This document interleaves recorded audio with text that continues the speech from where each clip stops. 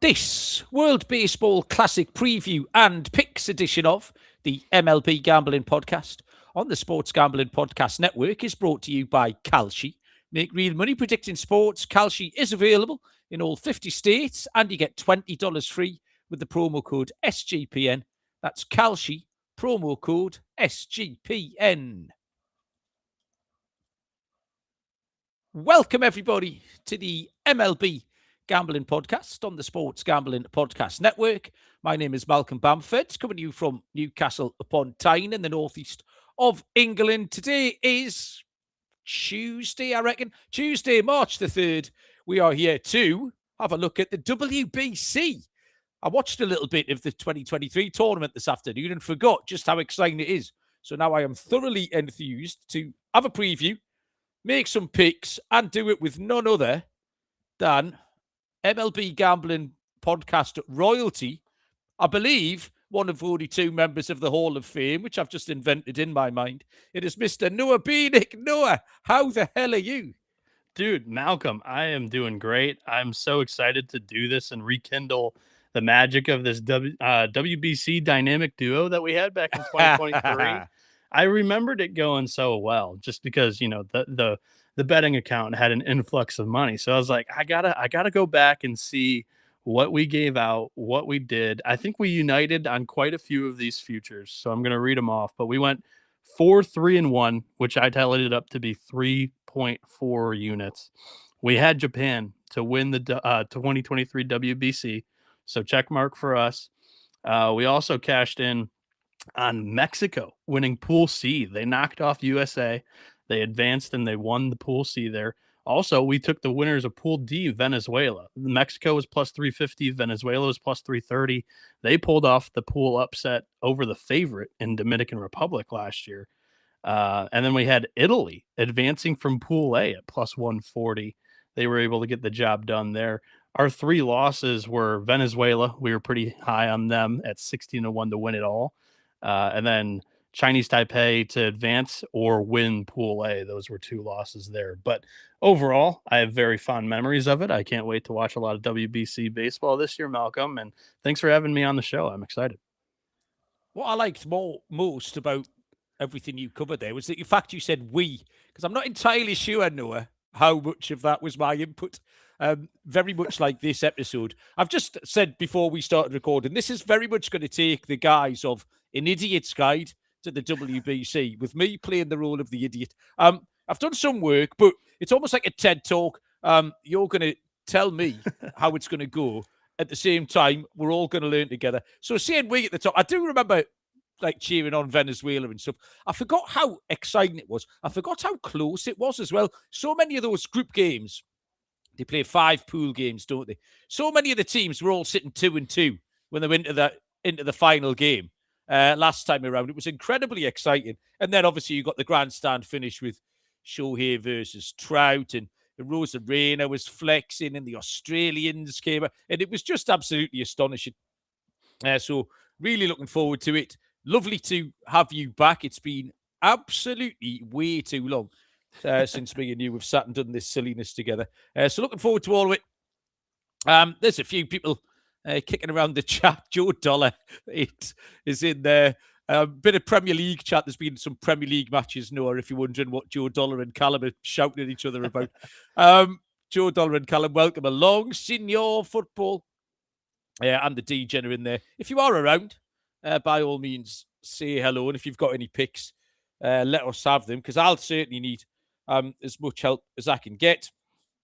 The plan, I think, is we'll go group by group, pool by pool, and then we'll make some picks at the end, all sorts of things we can get stuck into. I'm sure Noah's got some fancy prices for us. It is the start of March, though, and SGPN is giving away $25,000 in Survivor Madness. When I take all, one person will take home $25,000 guaranteed. sportsgamblingpodcast.com/survivor. That's sportsgamblingpodcast.com/survivor. If you're new to Splash, the promo code is SGPN. You'll pay $5, get $50 in bonus entries. I'm getting. When does March Madness start? I haven't missed the start today, have I? No, 2 weeks. So Oh, technically, technically the madness has begun. We're getting a bunch of conference tournaments beginning. Actually, they began yesterday, but we've got them for the next week and a half. And then not next Tuesday, but the Tuesday after. I don't know the date, but that's when the NCAA tournament begins. So Ryan tweeted out the little profit and loss numbers for first half unders over the last, and that just got me really excited. I sent it to a few of my DGen friends who were like, "I don't know what this is. Can I send you £100 for you to bet them all for me?" People just like in the street trying to push money into my pockets so we could get involved in the those are first good half friends. unders. Absolutely, John Colourface here. John is always here. He loves the ad reads, John. That's why he turns up, and Marcel as well. So 4 pools of 5 teams. Games start tomorrow, actually. Some of the bigger hitters getting action later in the week. I think the US start on Friday. The top 2 from each pool will advance to the quarterfinals, at which point it is a straight knockout. So we'll go pool by pool. Noah, I will give you my brief knowledge, and then you can pad us out a little bit.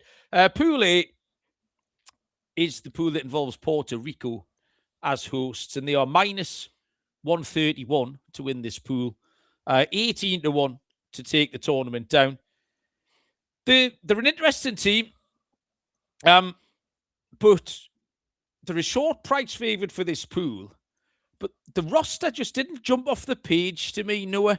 I think the favourites in this pool, due to a lack of alternatives, more than how strong they are. Obviously, Canada we're going to come to. We'll come to all the teams in a little minute. But really, it was the lack of a standout alternative, because I'm not really very high on Canada, which I think makes Puerto Rico such a short favourite. Or, Noah, are you a little bit sweeter on Puerto Rico in this opening pool?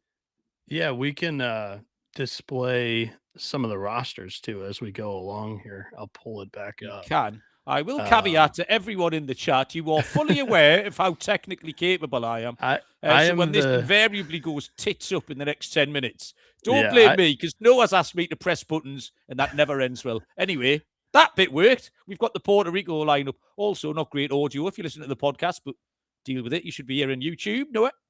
Yeah. So beginning off with this, I will say, before we even talk any teams, the way that I think we handicapped it last time, and it worked out pretty well. In pool play, starting pitching only can go 65 pitches. So you really have to have depth rather than a top tier star starting pitcher. You want to have probably 2 good relievers plus for the 4 pool play games, and lean more on offense. So that's typically how I'm how I'm attacking some of these pool play positions, anyways. And immediately look at Puerto Rico, and they've got 2 top tier studs in the MLB guys there with Seth Lugo and Jose Barrios. Malcolm, I won't take a lot of the low hanging fruit MLB guys for you.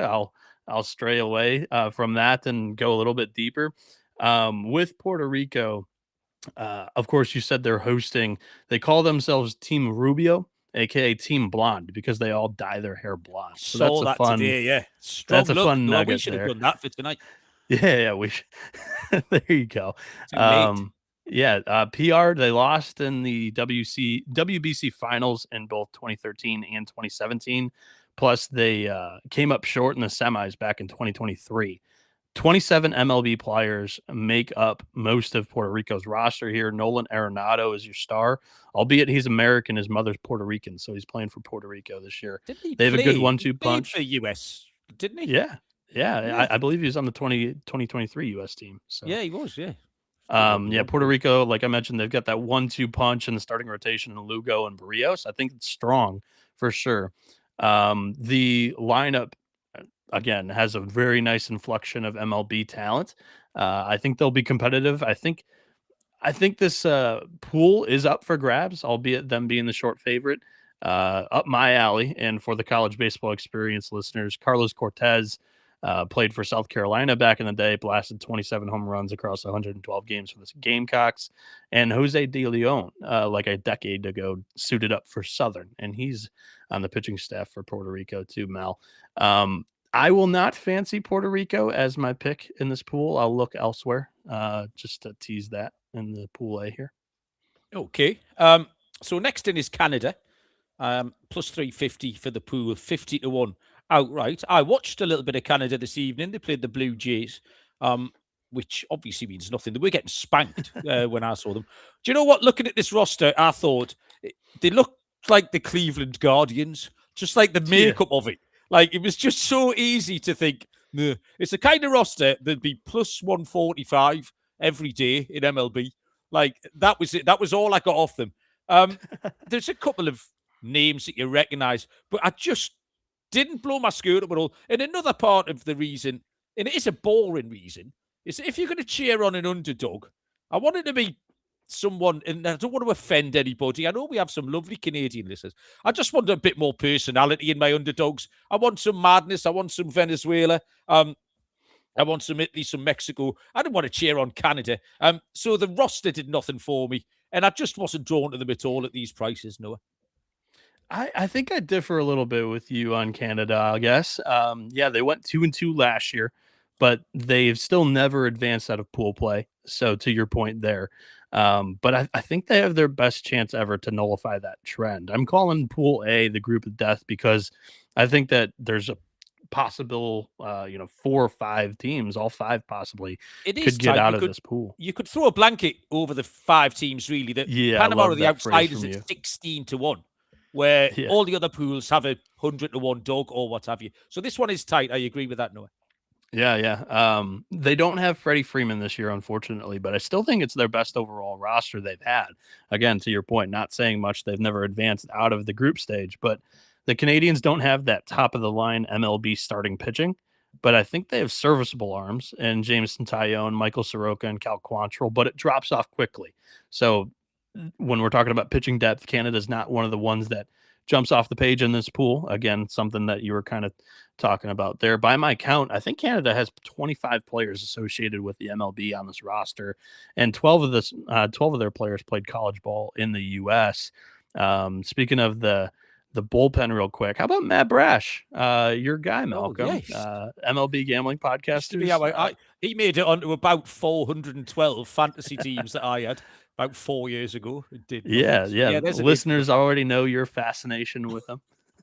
Yeah, absolutely. There's But another yeah, one coming up later on, another one of my guys that you'll Oh, remember. okay. We'll get to Yeah, them. I I don't want think to so. spoil it, but we'll uncover another one, Noah. Yeah, for sure. So yeah, Brash is going to be one of their go-to arms out of the pen. One of the other guys, maybe 6'2" left-hander Antoine Jean. He was the 2025 Big 12 Pitcher of the Year at Houston. He tallied 110 strikeouts in just 67 innings with a 2.55 ERA as a bulk reliever. Also, some other college stars, Edouard Julien. He was a power hitter at Auburn. And you also have Jared Young, outfielder, Mike Ashman, a pitcher for Utah, and then Rob Zastrisny was at Missouri back in the day. But I can't forget to mention Owen Casey, who's a really toolsy prospect and was drafted highly, the highest drafted Canadian outfielder in history, taken 45th overall by the Padres in 2020. He's going to be one of their studs on this year's lineup for sure, and possible starting outfielder. So Tyler O'Neill, I didn't mention him, or Adrian Toro, but yeah, Canada's got a chance. I wouldn't say that they're a favorite to get out of the pool either, but yeah, to maybe advance out of the pool would be what I look at for Canada there. Matty Ice is mentioning Jameson Tyone, who's hiding in that Canadian bullpen. What's the name of the Canadian catcher, Noah, from a few years ago? Martin. What's his first name? Martin. Canadian catcher. Oh, Russell. Was it? He played. He was the catcher for the Blue Jays for ages and ages and ages. Yeah, Russell Martin. That's it. Yeah, Russell Martin. Do you know why? Thanks for the hint there. I was second guessing myself then because Russell Martin's a Premier League manager, and I thought I'd confused his name with someone else's name. He was first base coaching this afternoon, and I just wanted to point out he might be the best looking man I've ever seen. Like, he stood there absolutely smouldering behind the first base line. So hats off to you, Russell Martin. Canada is plus 105 to advance out of the pool, so they don't need to win it. All they have to do is advance. That's what I kind of see as their ceiling in this year's WBC. I don't think they can win Pool A, but I think they could advance if they structure their pitching well enough and throw like a Tyone and Quantrill against some teams they view as top competition. Carlton was waiting for his WBC preview, but you've beaten him to it, Noah. And Gooey Shoes wants a little bit of Japan at plus 330. Right, next up, I had next to nothing. In fact, precisely nothing. On Colombia, Noah, who are plus 550 for the pool, 75 to 1 outright. What have you got? Yeah, they're also another team that's trying to advance past the group stage for the first time in international baseball history in the WBC. Colombia has a starting rotation as I pull it up here. Starting rotation that includes three MLB arms or former MLB arms. You got Jose Quintana, Julio Teheran, Luis Patino. In the 2025 WBC qualifiers, Tehran took a no-hitter into the sixth inning against Brazil, who also qualified for this year's WBC. So that goes to show kind of the fringy MLB pro or an NPB pro or a Mexican or Dominican League star, what they can do against these average ball players against other teams. So if you throw a Tehran against a Canada, for instance, or a Cuba, he's actually quite good and feisty against the competition. So that's something to note. Gio Urshela is going to be Colombia's star hitter.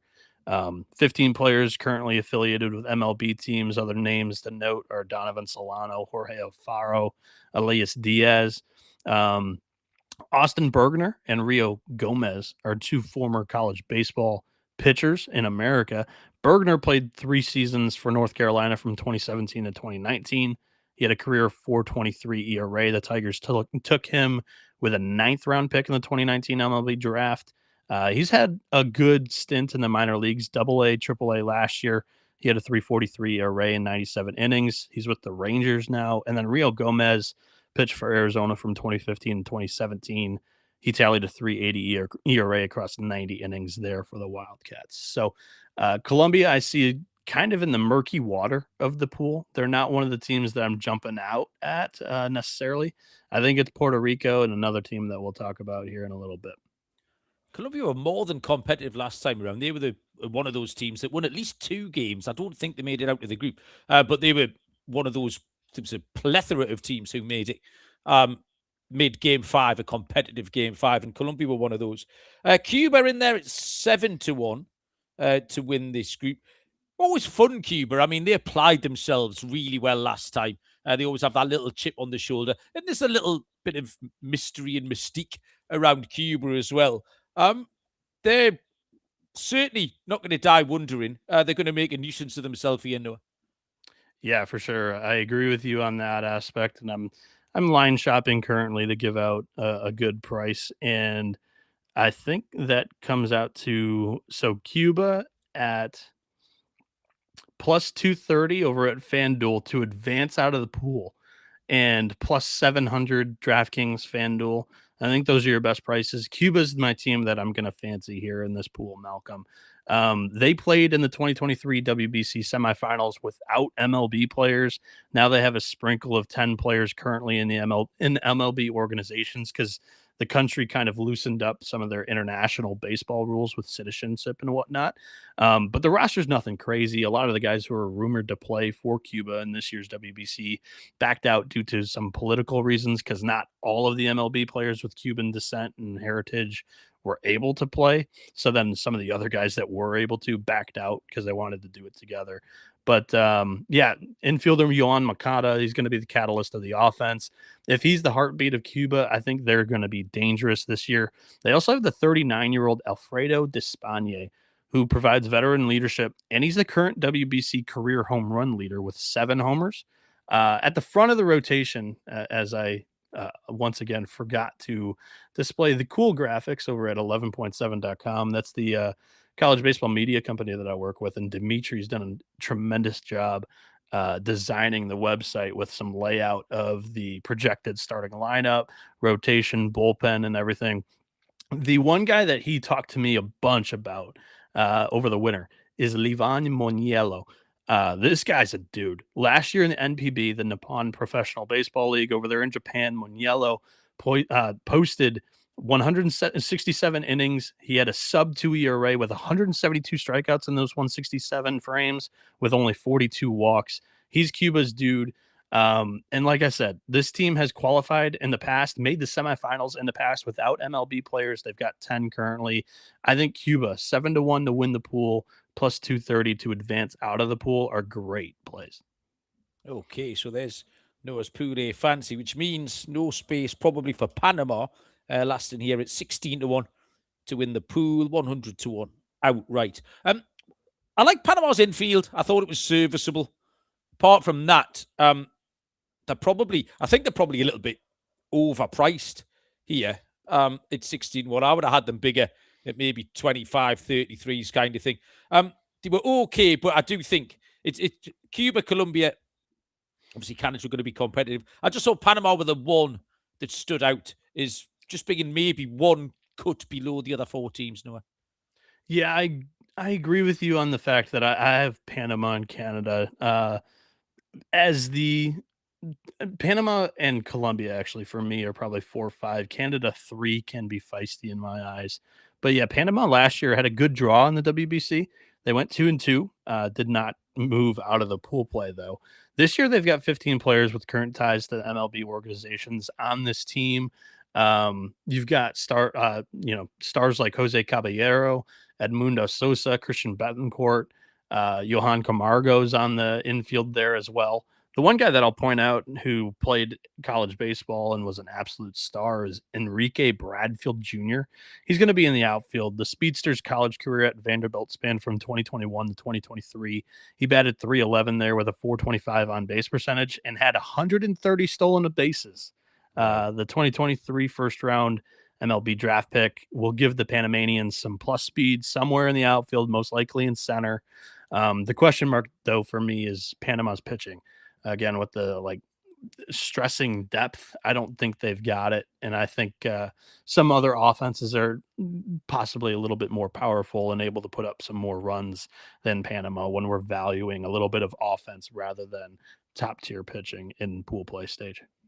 Where did Bradfield end up, MLB? Because I definitely know Orioles. that. Okay, yeah, fair enough. Okay, we move on to Pool B. Let me tell you about Kalshi. Real money prediction market, legal in all 50 states. There's tons of trading options for your favorite sports. Other markets include politics, weather, entertainment. New Kalshi customers get $20 when they use the promo code SGPN. That's KALSHI, promo code SGPN. And Rhythm has been on a heater for college and NBA picks. Really easy to sign up. You can run predictions off the house model or make your own and play with the sliders. It works beautifully with Kalshi as well. If you're looking to go premium, the thing to do is use the promo code SGPN25 when you download the Rhythm app for 25% off your first month. Download Rhythm. Promo code is SGPN25. Crutch Bets has joined us. Welcome along, Crutch. Nice to have you. Pool B is the big one. We've got the clear favourites for the tournament in Team GB, but we'll start with the plucky underdogs from the USA, who are minus 800. Stop laughing, Noah. Minus 800 to win Pool B and minus 111 outright. I mean, it's hard to pick holes. You can't pick holes, in fact. It's not hard to pick holes. It's impossible to pick holes. I think as the rotation sets up, we're going to get Logan Webb twice, Paul Skeens twice, and Tarek Skubal in the middle. We'll get Logan Webb on opening day. So we get a couple of Cy Young pitchers in there. There's no holes that will be picked. Basically, this is, do you want to bet them or not? Like, if you want to, you can. I think by the time we get to the semi-final, like, if they're not going to be minus 200 to win the semi and then minus 200 to win a final. And at that point, you're getting plus 125 if you just take them both on that day. So I just wouldn't want to get involved. You know what I mean? I wouldn't put anyone off betting them, but I just don't really see where the value is. It might just be sit back, watch and enjoy. And it's entirely possible in such a tiny sample that something goes tits up and they don't make it out. So, I mean, I don't know where you go in terms of having a bet here, Noah. Yeah, I'm not going to fancy anything or place anything with USA. I think you touched on quite a bit, and everybody knows how loaded the roster is. This is all the talk right now in sports media as this thing continues to get closer and closer. So I'm not going to run through like every name that we've got here on the USA roster, but I'm all in on Team USA this year. The lineup's loaded. The pitching staff's the best the Americans have ever had on a WBC roster. You mentioned the names: Tarek Skubal, Paul Skeens, Logan Webb, Matthew Boyd, stud prospect Nolan McLean's there too. The bullpen's strong with Mason Miller, David Bednar, Clay Holmes, Griffin Jacks. Um, Strong pitching staff has been all that USA's missed in the past few WBCs. It's the reason they've been a little bit vulnerable in pool play. Like Mexico's knocked them off a couple of times, and that's probably where I'm going to have to point you as a possible pool winner when we get to Mexico. I like their price, and I like another team's price just to be a little feisty in this thing. But I think Team USA is the rightful favorite in 2026 WBC. Is Mark DeRosa finally has some managerial experience. That was one big reason why we sprinkled a little bit on the Mexicans to win the pool last year. So I like that he's got some games managerial experience under his belt. I like that the pitching staff is strong for the Americans this year, and I think they've got a real chance of winning it all this year, and they should be the favorite. Yeah, undisputably should be the favourites. You mentioned Mexico though, who are next in, 6-1 for Pool B, 20-1 to win it all. Two things absolutely jump off the page here. It's 100%. It's a major league lineup for Mexico. Really impressive major league lineup. Like say, the Canada resembled the Cleveland Guardians. Mexico are the team who'd be minus 145 every day on the MLB show this season. However, rotation, starting pitching, there just isn't any. No. Taiwan Walker, it's always an adventure, isn't it? I actually like Javier Assad, but I like him on a Wednesday afternoon for the Cubs. I don't necessarily like him going up against some of these lineups. So it seems to be a bit of a double-edged dilemma here for Mexico, that the lineup looks great, but there's no pitching. Maybe that makes them an overs team, Noah, does it? Yeah, it probably does make them an overs team. I like that look and angle quite a bit there, Malcolm. I will point the people to a sprinkle of 6-1 Mexico to win Pool B. The reason is Mexico's 3-1 all time against USA in the World Baseball Classic. They just have the number, and it's an international baseball rivalry. They've always been a thorn in the side of Team USA. Last year, they knocked them off in pool play, won the pool, were able to advance to the semifinals. And this year's roster has 24 MLB guys.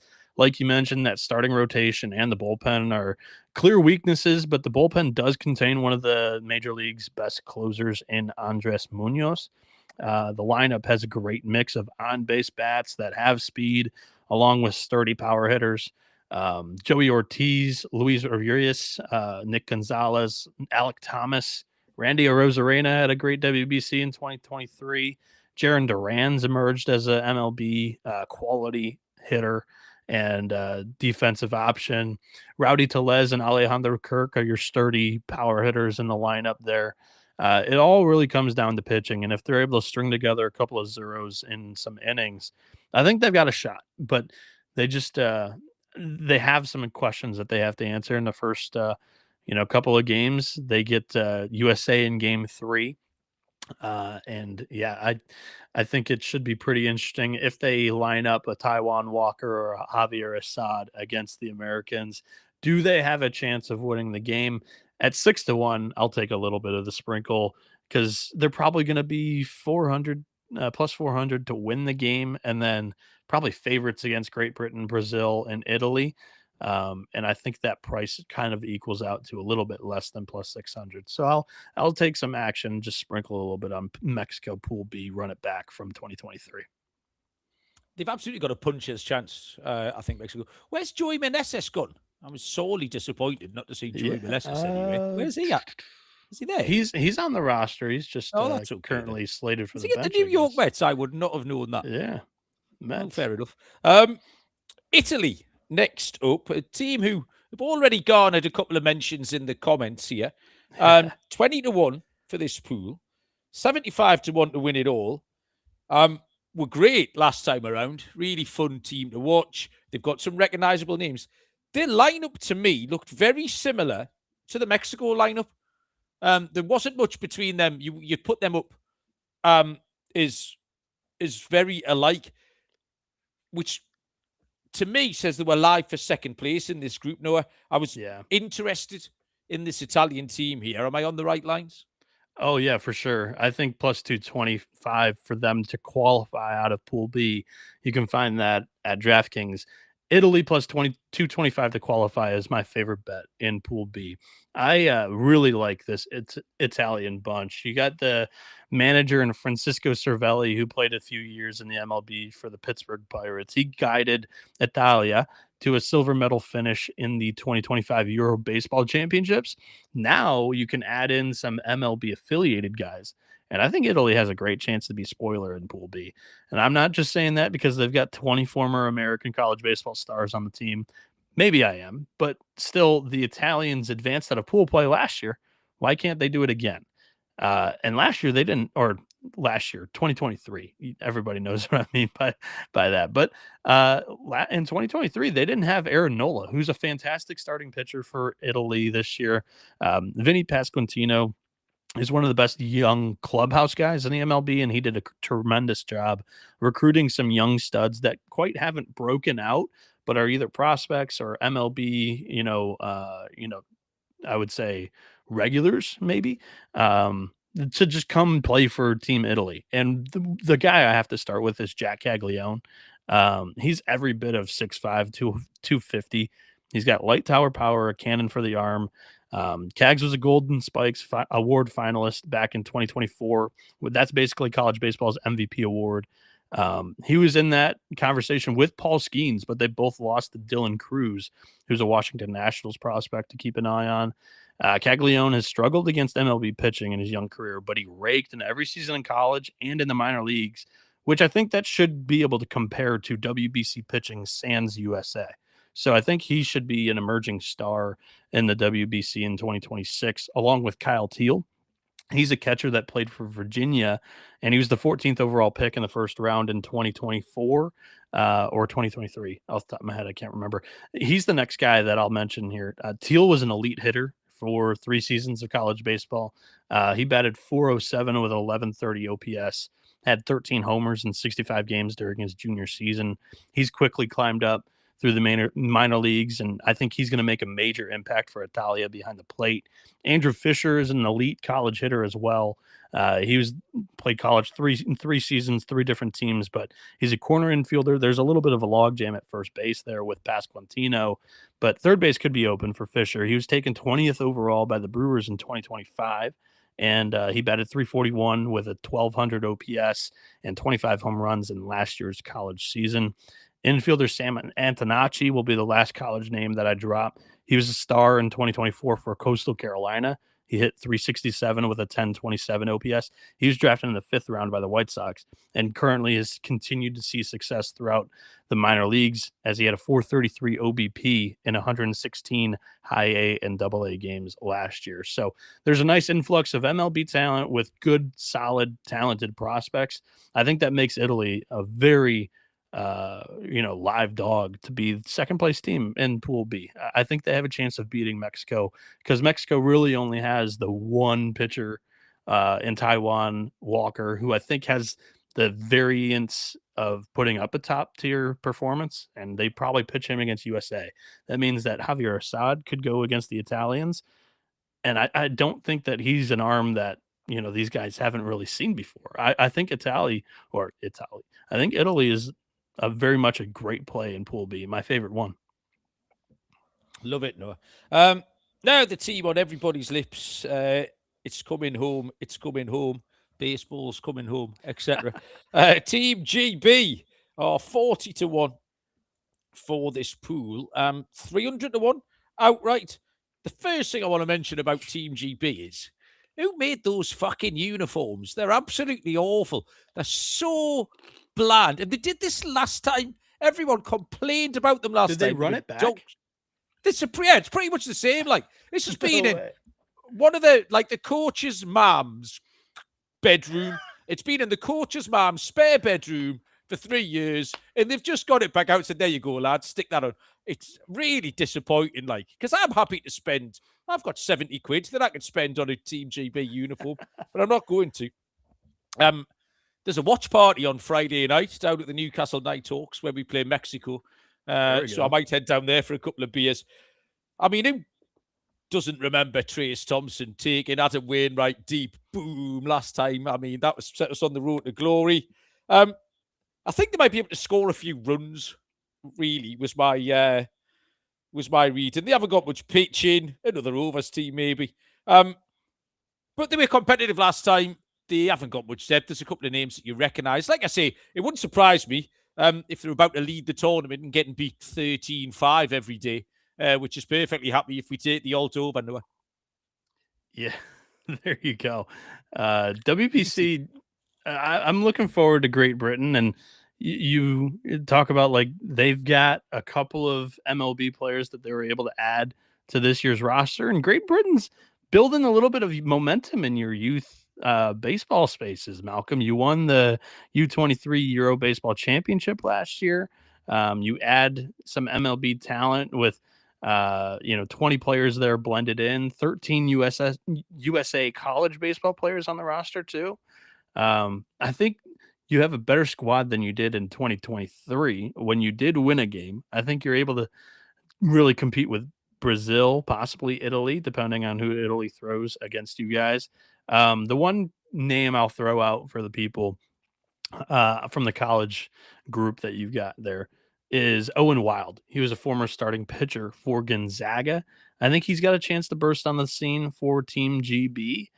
In 3 minor league seasons, Wild has a 3.68 ERA with 249 strikeouts and 227 innings. I think the little bit of experience will help as well. There's going to be a lot of players who came back, even the likes of Harry Ford, who 3 years down the line is just going to be a better player for it. The same with the coaching, everything about it. The fact that they won that one game last time enabled them to qualify automatically for this tournament. It was such a big deal. And that has since spawned some funding for lower levels, youth levels, the things you've mentioned, Noah. So, yeah, absolutely right.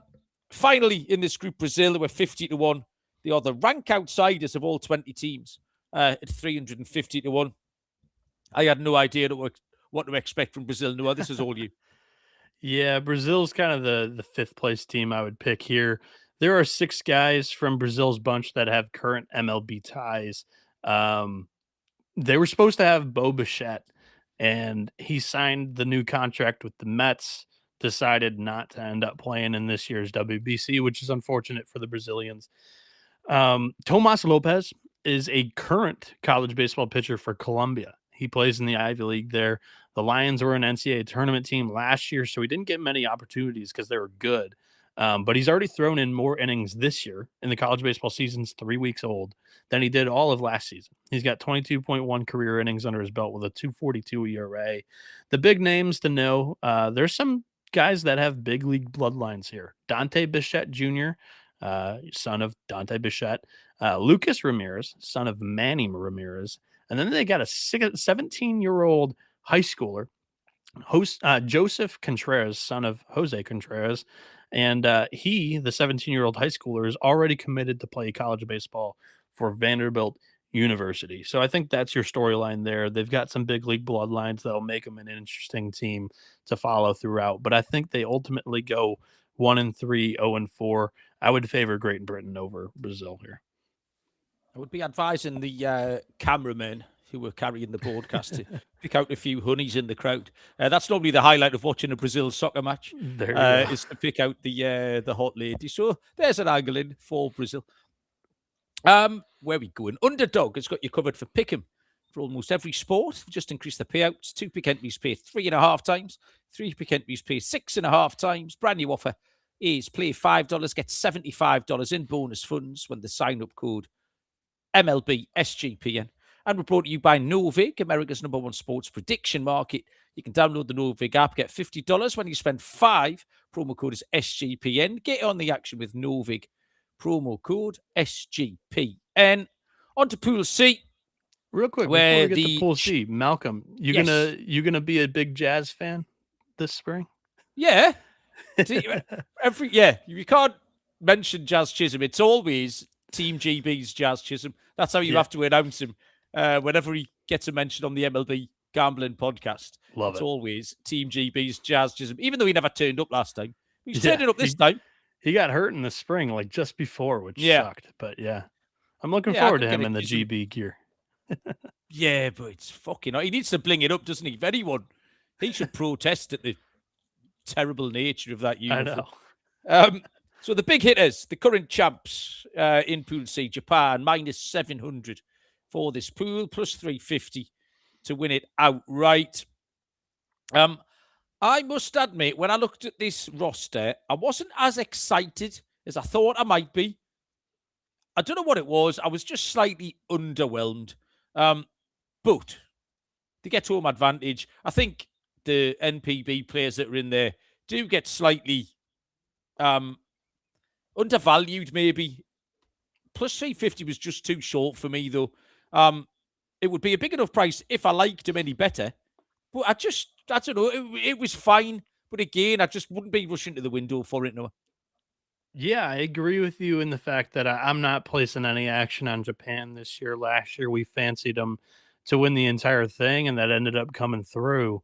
Yeah, this year, I mean, they're minus whatever to win Pool C. It's not something that I would advise anybody jumping in on, and also to advance, they're even further as a favorite there.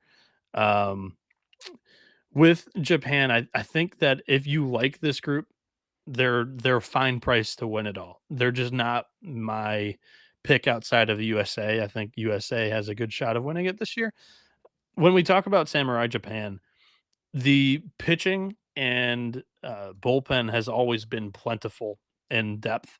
This year, they don't really have a lot of those guys to their disposal. For whatever reason, they didn't really get a lot of the NPB stars to either be healthy, be willing to pitch in this year's WBC. You say Kikuchi's fine. Like he's one of the guys that's in the rotation this year. Yoshinobu Yamamoto's the headliner for sure.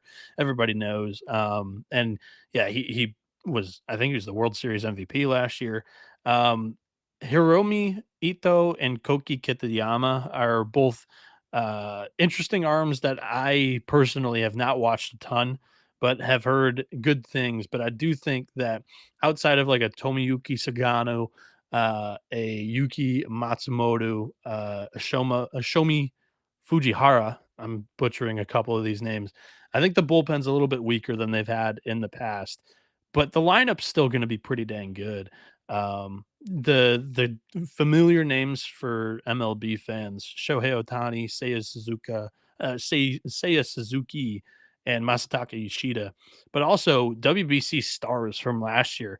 Kensuke Kondo, he was fantastic for Japan. Shugo Maki, I think, is going to be their breakout star this year, and then Munetaka Murakami is kind of like a slugger that they'll put in the 5 or 6 hole. Like one of the seasons in the MPB broke the all-time home run record. He's kind of a wild card when it comes to average, and we'll see how he does. As I think he signed with the White Sox this past offseason. So Japan, I think, is the rightful favorite to come out of the pool and win the pool, and I think they will. But comparing 2023 to 2026, I would favor the 2023 team along with you, Malcolm. It just seemed to me that there was quite a few subtractions Yes. and not as many additions. So I just didn't feel like the value was particularly there. South Korea in at 8-1 for the pool, 61 outright. I just thought they lacked the pitch in depth to be competitive, really. And that was as far as I got with South Korea. They look vulnerable. I think every game going in, you could possibly take South Korea on. The last time around was similar. Like nothing came to them easily, and I don't see why they should blow teams aside. I thought they were too short a price here with competitive opposition like Taipei in Australia. Anyway. Yeah, I'm in the same boat as you. Not crazy about Korea to advance out of the pool. They're plus 800, or they're actionable to win the pool. They're not the team that I think is the most feisty and could possibly knock off Japan this year. But Korea, they're a force in international baseball. Their youth leagues are tremendous. They play well in the Olympics and WBC qualifiers. But for whatever reason, Korea's kind of always found a way to stumble just short of advancing out of pool play in the last 3 WBCs. This year, the Koreans are leaning into what is mostly a youth movement. Outside of Hyunjin Ryu and Dane Dunning, who are probably going to get some innings for this Korea team this year. Um, the Korean pitching is young, but they do have some velocity there. It's just, are they going to be able to throw strikes? And that's kind of the interesting thing about it, because when a lot of people think Korea baseball, it's more, uh, pitch to contact because they have excellent defense, throw strikes, and they're going to manufacture some runs in multitudes of ways. That part's true on the offensive side of the ball, but on the pitching staff, they've really leaned into, with their youth, power pitching, and they're all chucking high digit 90s fastballs. But the question mark with a couple of them are, can they consistently throw strikes? And this is going to be the biggest stage that quite a few of them pitch on. So I've got some question marks there. The strength of this year's team is 1000%. The youthful MLB studs in the lineup, like Young-Hoo Lee, Hae-Sung Kim, and Jahmai Jones, who crushes left-handed pitching. I think Korea is going to be in that mix to advance out of the pool, but they're not necessarily the team that I've picked to come in second. I can't wait to talk about that team coming up. Okay, so that's Chinese Taipei. I'm pleased you feel confident talking about it. I was totally, I'm not afraid to say it, out of my depth looking at Chinese Taipei, Noah. But it sounds like you've got an angle in on them. So you like the look of this roster, Noah? Yeah, I will just say I like the value on them a little bit more. As Korea is the shorter shot to advance out of the pool, I'll take the plus 175 with Chinese Taipei, aka Taiwan, to come out of Pool C. Just I fancy that a little bit more than Korea at plus 110, and I still believe that this is another strong Asian team. Chinese Taipei continues to build momentum within their youth, as I think the 2023 WBC pool host helped tremendously in that aspect. The youth has always been very talented for Chinese Taipei and Taiwan. But to put it all together in the WBC, it hasn't actually happened. Unfortunately, they didn't end up advancing from that pool of death in 2023. Every team, all 5 teams, finished 2-2, and unfortunately, due to tiebreakers, Taiwan was actually the one that had to requalify for the 2025 or for the 2026 WBC. In the offseason of 2024, Taiwan won gold in the Premier 12, which is the biggest international baseball event in Asia. And they defeated Japan in that process, albeit Japan was without their MLB stars like a Shohei Ohtani, Yoshinobu Yamamoto, or some other pitchers. Taiwan was able to knock them off. We've seen them beat Japan before, so that's why I think they've got a shot. They went through hell and back in the 2025 WBC qualifier for this 2026 event. They actually lost stunningly one of the games, and it was a win or go home game that they were hosting, of course, but they needed every inning and then some to end up moving on and playing in this 2026 WBC. I think that built some camaraderie. Yu Chang is the star. He was tremendous in that qualifier tournament in 2025. The pitching staff's young as well. It didn't look great in that 2025 WBC qualifier tournament. So I'm hoping for some better performance on the mound, but I think the offense is actionable over Korea. So that's my pick. I'll take a little bit more value with Chinese Taipei to come out of Pool C at plus 175. I think Yu Chang was the pool MVP last time around. He was if I'm not fantastic. mistaken. Sorry? He was fantastic. Yeah. He was popular as well. Hometown crowd as well. Next in, this is a team that have caught my eye, Noah. Australia, 200 to 1. outright, but 18-1 in this group. Made it into the quarterfinals last time out. They beat South Korea. And there's a few names in the lineup. Travis Bizarre, why not? Curtis Mead, I don't mind. The two Robbies were great for them last time. The catcher Robbie Perkins and Robbie Glendennett. They've got a really strong domestic league, a really competitive domestic league, which is not something that we have at all over here. They've got a domestic league where they'll play in stadiums where people go and watch, where our domestic league is played in parks where no one goes. So Australia have got a bit of a ground in here. They've got no pitching. The pitching is going to be an absolute adventure. So another overs team. But Australia, I'll tell you what, the nation as a whole, any kind of international sport, any kind of competition, they will raise their level like 3 times. I don't know if you've watched the Netflix documentary on the 1983 America's Cup. One for the teenagers. They love a good sailing documentary. But that's really good. And Australia turned the US over then. So I'm high on Australia here, Noah. I think they can win a game. I think they're my power ranked 4th in Pool C for me. The pitching's, a massive question mark, but I'm excited to watch them.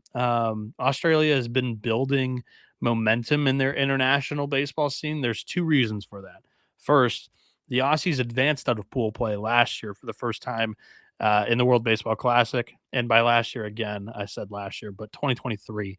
And then second, number 1 overall MLB pick in 2024, and Travis Bizarre. This kid is a certified stud, or 2024, 2023, whatever. Certified stud, MLB mindset. Like, that's the most fascinating thing about this kid is I can tell stories all day long from following him throughout his college career. But one of the best stories that I've heard from Mitch Canham, who was Oregon State's head coach, was when he came in on the recruiting trip before he was even a freshman with the Beavers. He was looking at all the records that were displayed on the Oregon State baseball facilities wall, right? And it's a recruiting trip. So he's not even necessarily signed with OSU yet. And he tells the head coach as he's taking pictures of all the records.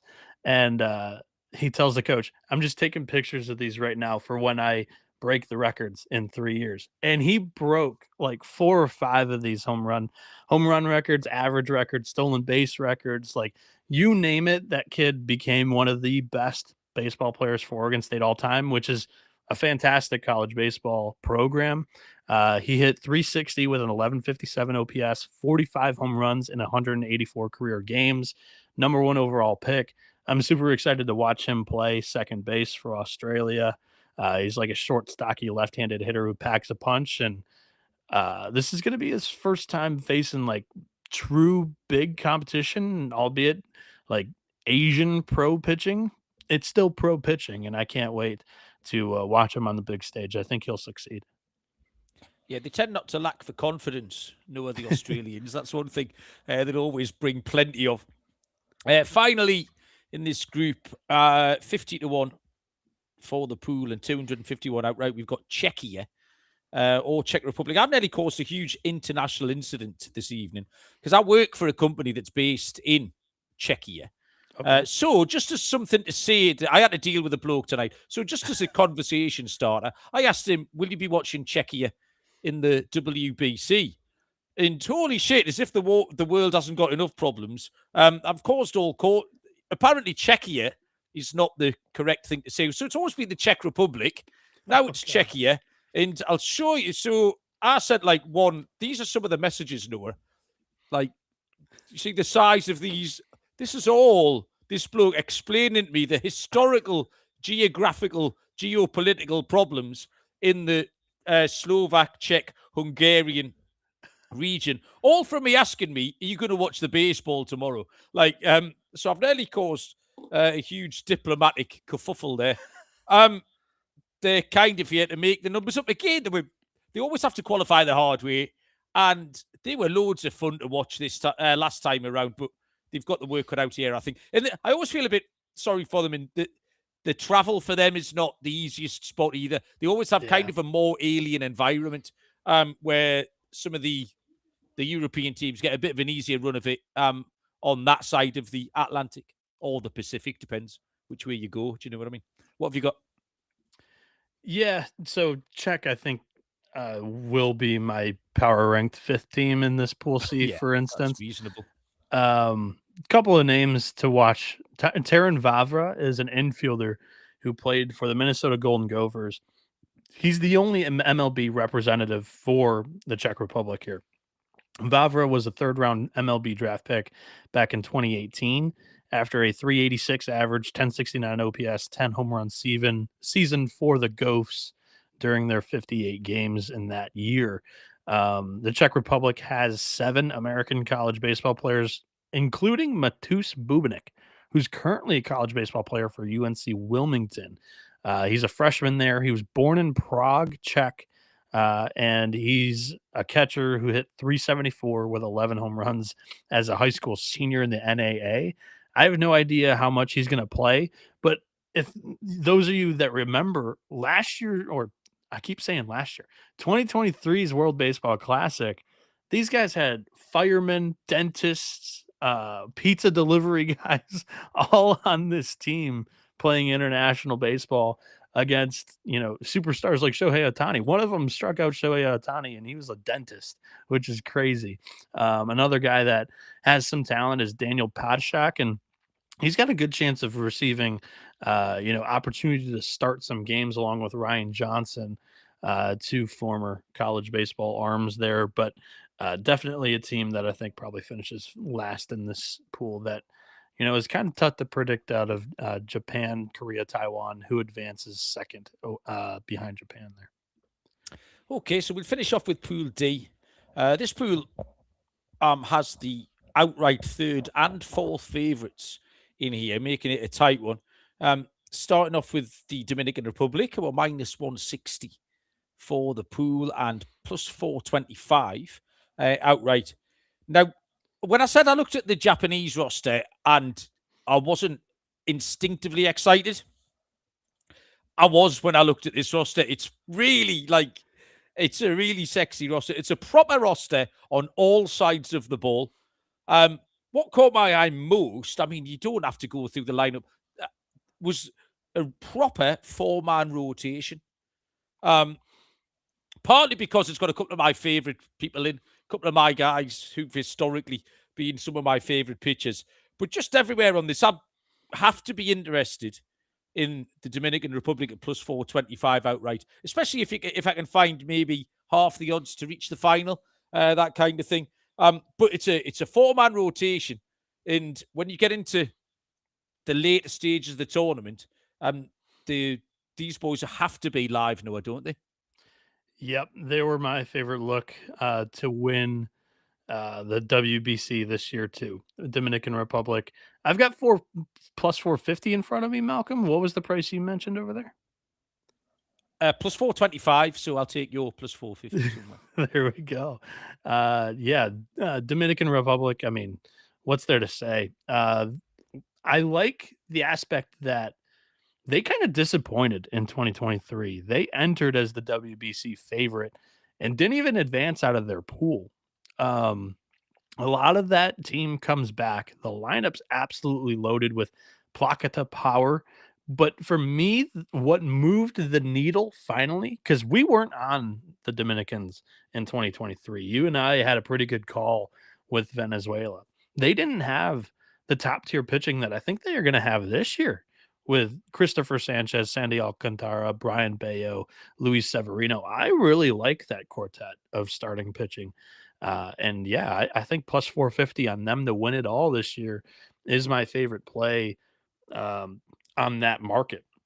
For the pool, I don't think they're a great pick with some value to win Pool D, but I do think that they are going to be able to do it. I mean, we're looking at a lineup today that was batting Geraldo Bernomo, who I think he was third in ML MVP voting.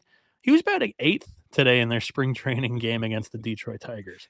That's how strong that Absolutely lineup magnificent. is.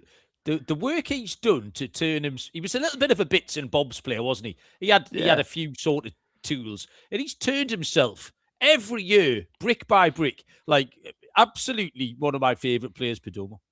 Yeah, it's a really strong offense, and that's what I said that I'm valuing early to get out of pool play, and it's the pitching depth. I mean, we're looking at a bullpen of Camilo Doval, Carlos Estevez, uh, Gregory Soto, who can be a little wild, but he's going to be one of their most used left-handers, along with Wandy Peralta.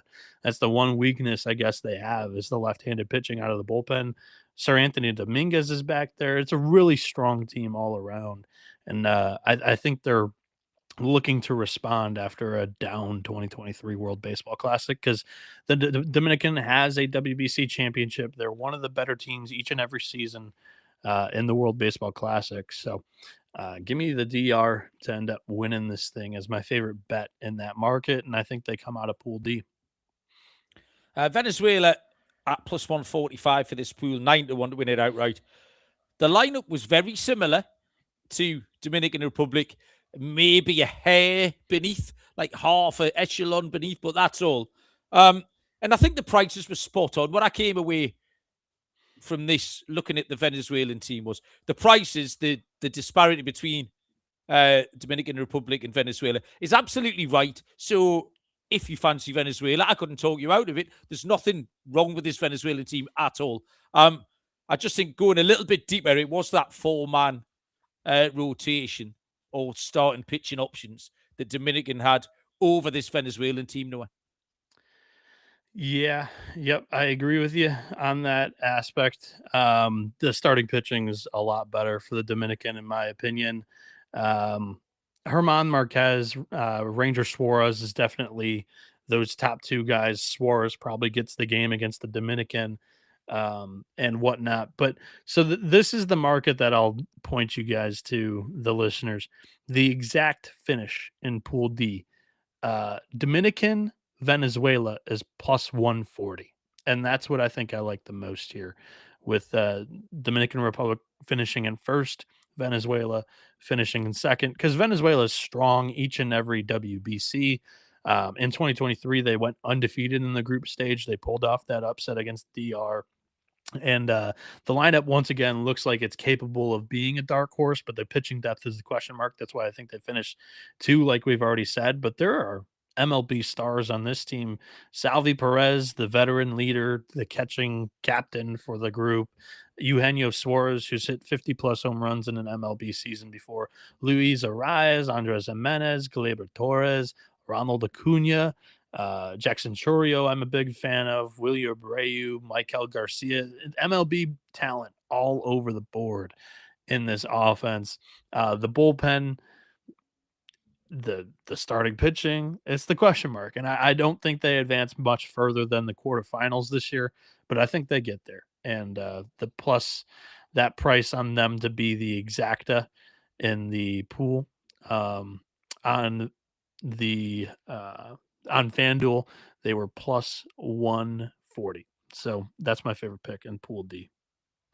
Yeah, I've just been reminded actually in the chat by your Beanick is King burner account, Noah, that the Dominican Republic are currently playing the Tigers. So I've just stuck that on the telly. Next in are the Netherlands, the kind of perennial WPC appearance, 14-1 for the pool. 75-1 outright. The Netherlands always get these sort of the Dutch Caribbean players, which is why they're so strong from the Dutch East Indies and the Dutch Antilles and places like that. I spotted D.D. Gregorius's name on the roster, not said his name out loud for a few years. The lineup's fine. The starting pitching left me with a few questions. They're kind of in a tier of their own in this tournament. They're better than the next two teams we'll talk about, and they're not as good as the first two, and that's kind of where they'll probably end up. Yeah, I agree with you, and that's kind of the reason why I think there's some inherited value on that plus 140 exacta with Venezuela and Dominican Republic. Yeah, the Netherlands, like you mentioned it, they can be really feisty in these international competitions thanks to the territorial islanders from Aruba and Curacao getting qualification for citizenship.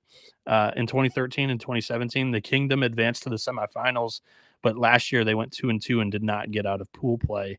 Xander Bogaerts, Ozzy Albies, Sadan Rafaela, They're going to lead the offense. The Kingdom has 17 players currently in MLB affiliated ball. Their top prospects are headlined by Andrew Jones' son, Drew Jones. He was the former number 2 overall pick in the 2021 MLB draft, only selected behind Jackson Holiday. The Dutch have 2 college studs. One formerly was Derek West, who recently moved on from the Pittsburgh Panthers, and the other one is current Bethune-Cookman star starting pitcher Justin Morales, who may get the ball in big spots for the Dutch this year. He's projected to be a possible starting pitcher for the Netherlands, and I'm excited to see him pitch because he's an ace in the SWAC. I don't know how that's going to translate to international WBC ball, but he's probably their 3rd or 4th starter on the team, and it's pretty interesting. But I mean, we also got Didi Gregorius on the roster, and some other MLB vets who aren't necessarily in their prime. The one notable storyline, thank goodness we're doing this on Tuesday, one of the last days that we're able to get out of the WBC preview. Jurickson Profar Yes. is currently now suspended by the MLB, so he will not play in the WBC. But yeah, quite the story that's come out of the MLB today. Yeah, absolutely. I noticed that. Finally, we wrap it up with 2 teams. We've kind of got the work cut out in this pool. Nicaragua, 50-1 for the pool, 300-1 outright. I have 2 words written next to this. It says Mark Vientos. And after that, Noah, over to you. What have you got for Nicaragua? Yeah, I think this is the team that I've power ranked per se 5th in the pool, albeit Nicaragua went 0-4 in the WBC back in 2023 and had to requalify.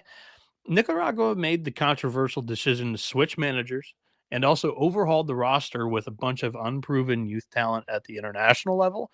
But my gosh, they looked really impressive going 3-0 in the 2025 WBC qualifier in order to play in the 2026 WBC.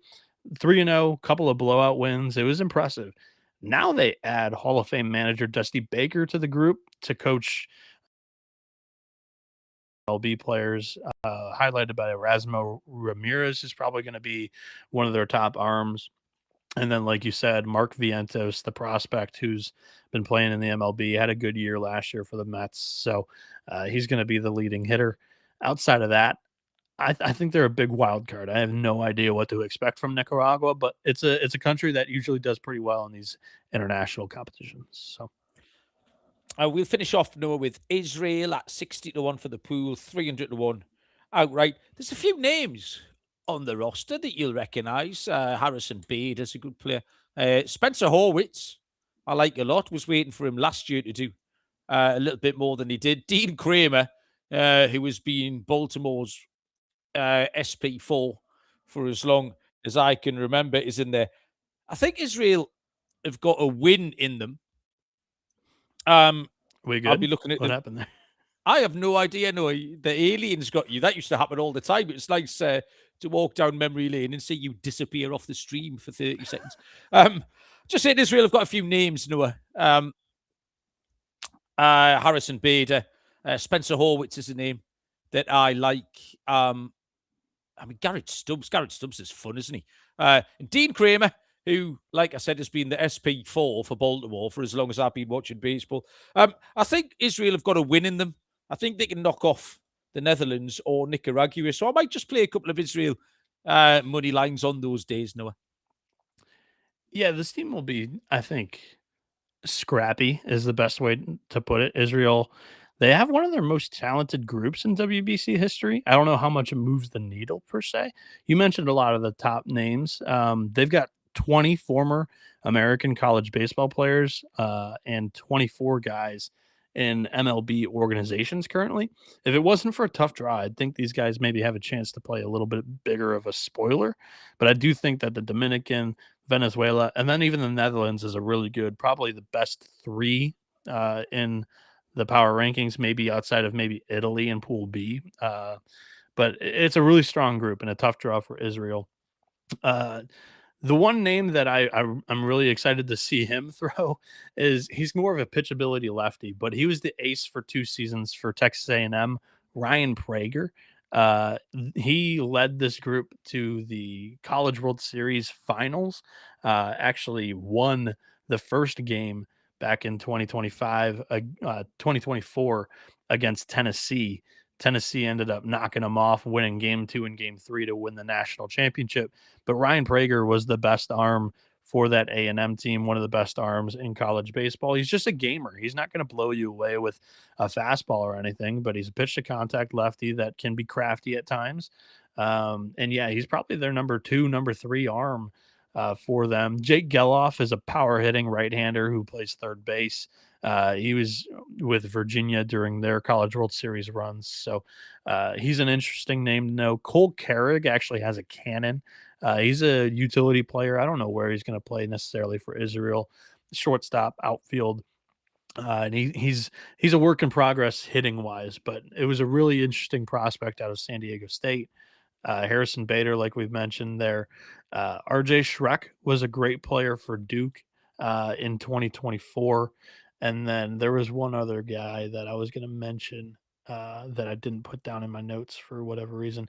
It was Tommy Canley, the reliever, change-up merchant, but it provides some MLB veteran experience in the bullpen for Israel this year.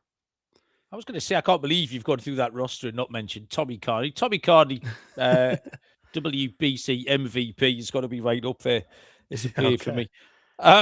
Okay, just before we make some picks and our best bets from around the tournament, have you any sort of trends or any sort of the venues wise, overs, unders, anything that stuck out from the last tournament, trends that you'll be looking to follow early? I didn't come prepared with anything along those lines. I'm really excited for the scene in Miami, which is going to be hosting Pool D.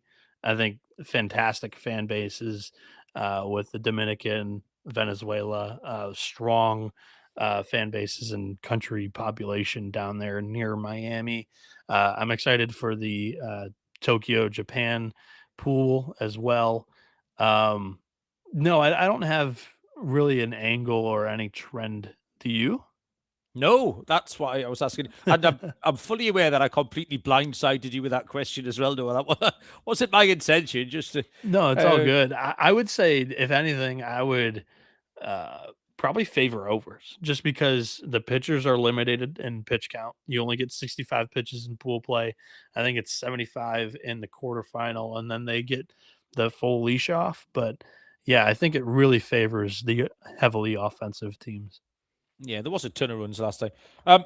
Picks wise, then, I sort of outlined my thoughts on the USA. It was if you wanted to bet them, I don't know why you just wouldn't bet them sort of money line, quarter-final, semi-final, final, and just roll it up, because you're going to end up getting paid more than the minus 111 on offer, which led me to the Dominican Republic. Honestly, I was entirely seduced by that lineup when I put it on. It's absolutely beautiful to watch.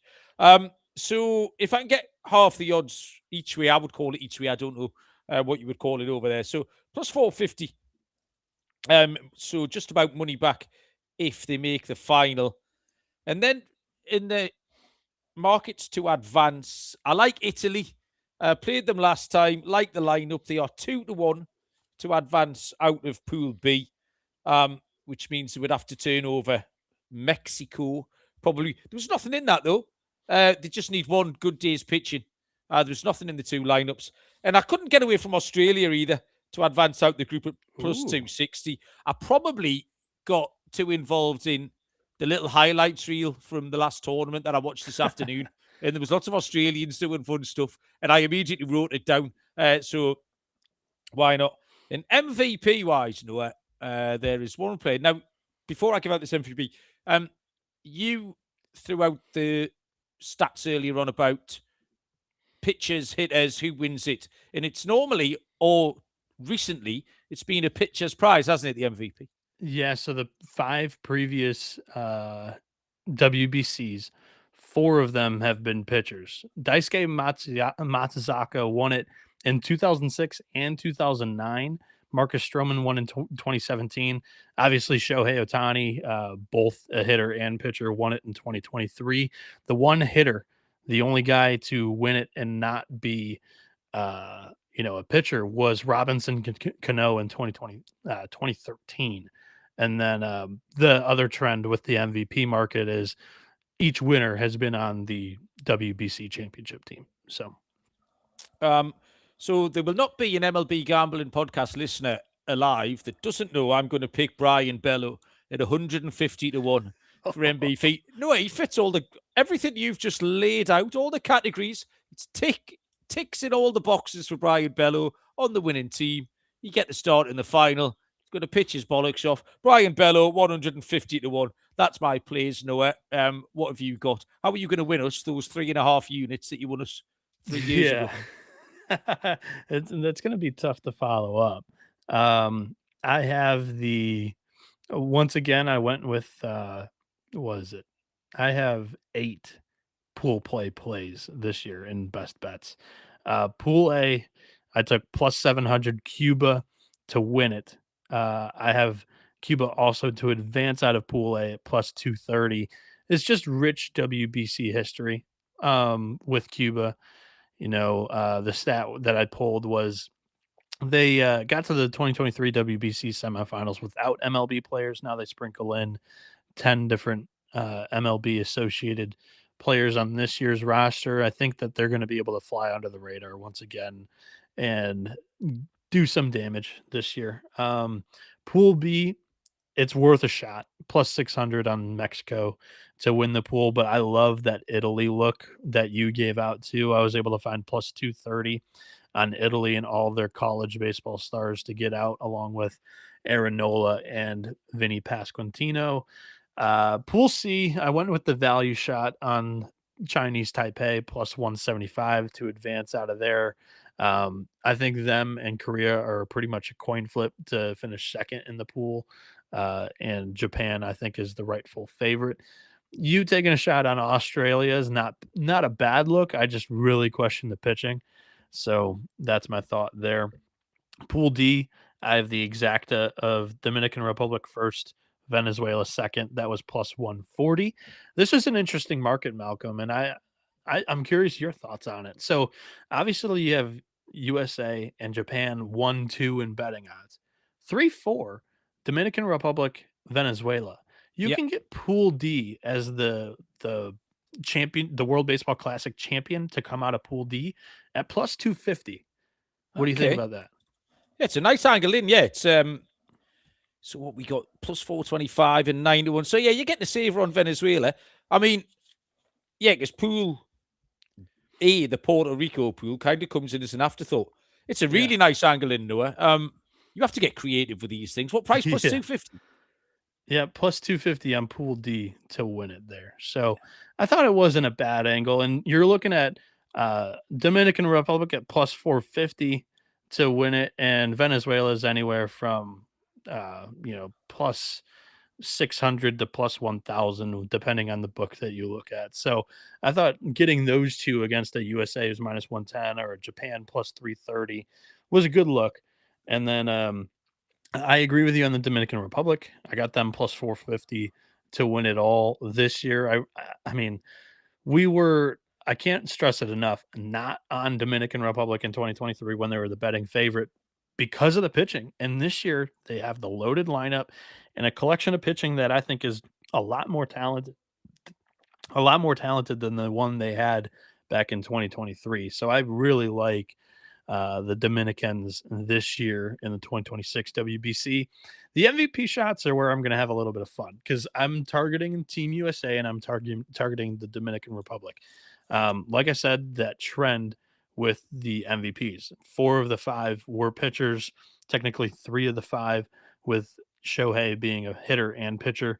Notably, he's not hitting or not pitching this year. He's only hitting for Japan. My favorite look this year is Christopher Sanchez for the DR. He is 60 to 1 over at FanDuel to win the MVP. But I'm getting a little bit crazy with the FanDuel MVP odds in the World Baseball Classic this year. The other guy that I'm going to target for the Dominican is Vladimir Guerrero Jr. I mean, we've seen him do it in big moments. Looking at Toronto Blue Jays postseason run last year, he's 22 to 1. And then the other sprinkle that I'm going to have on the Dominicans is Juan Soto at 27 to 1. Here's my long shot, and it comes on Team USA.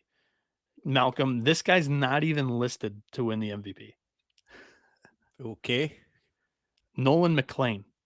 Oh, what a great pick. Shit, that's beautiful.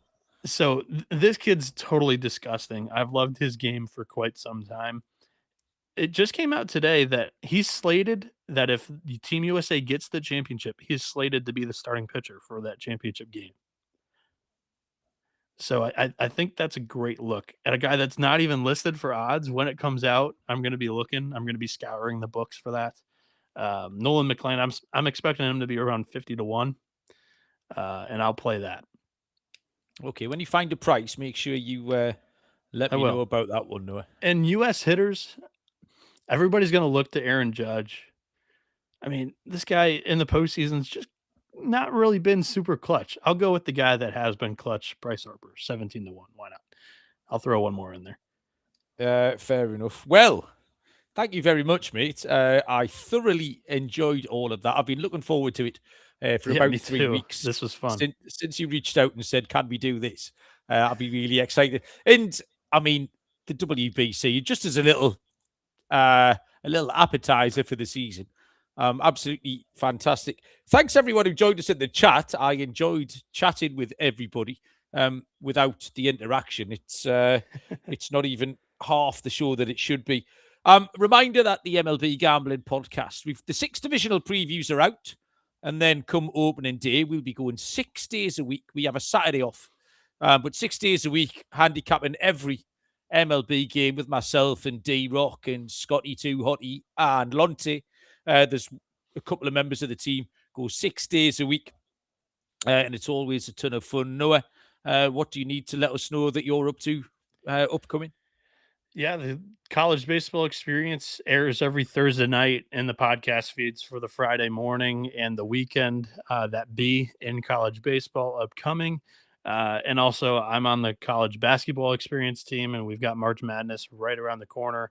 Technically, the madness has already begun with all the conference tournaments. We're going to be doing 30 different futures episodes, technically mini episodes in one episode for the daily picks. But yeah, just busy every day with the college experience, basketball wise, mixing in with baseball talk. And Malcolm, I'm down for when we get out of the pool play stage to give out some picks on games. But obviously, with the lines always coming out so late with pool play, we can't really, commit to doing daily episodes until we know that lines are going to be out ahead of time. So we'll be able to get that for that first round in quarterfinals and then kind of adjust from there. Yeah, when we get to those big important games, we'll absolutely make it work. I'll also point everyone to the Premier League Gambling Podcast if you want your soccer. And you've got the World Cup coming up, don't remember, in your country, which we're going to be broadcasting every day, giving World Cup picks, making big bars. So that's something to look forward to. Thank you, everyone, for listening.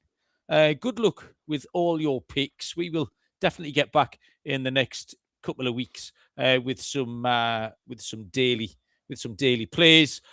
Good luck, everybody.